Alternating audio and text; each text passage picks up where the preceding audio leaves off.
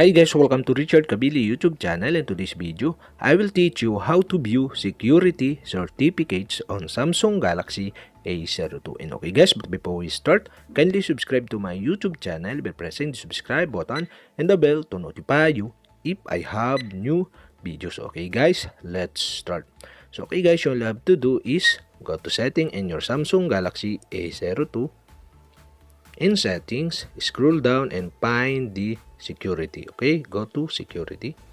And security, you can see the other security settings. Okay, tap this.